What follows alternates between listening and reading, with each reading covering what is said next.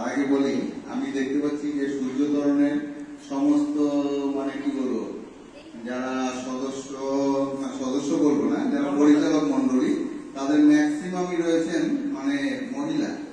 তো তাদের উদ্দেশ্যে আমি বলি, নারী কারো দাস নয়, আজীবনের সাথী, সুখে দুঃখে সাথে থাকে প্রেরণার অধিকারী। দারুণ দারুণ। আমার সরস্বতী কবিতা বলবো, এটা প্রকৃতির উদ্দেশ্যে, পৃথিবী প্রকৃতি আমাদেরকে এবার সতর্ক করছে, তার সম্বন্ধে একটু বলবো।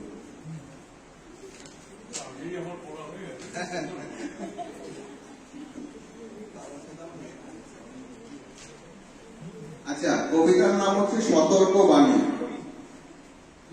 আমি প্রকৃতি, আমার দ্বারাই সৃষ্টি হয়, আমার দ্বারাই পালন পোষণ, আমার দ্বারাই রক্ষা। জগৎ সংসার আমার গর্ভে, আমি নিজেই সর্বে সর্বা।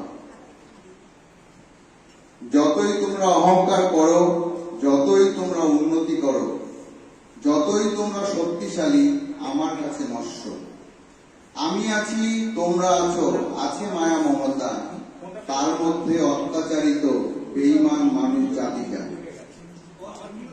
যতই ভাবো শক্তিশালী, তোমরা আমার ঊর্ধ্বে নও। অনেকবার বেড়েছ তোমরা, এবার তোমরা সংযত হও, তা না হলেই ডাকবে বিপদ, ধ্বংসের জন্য তৈরি হও। নমস্কার।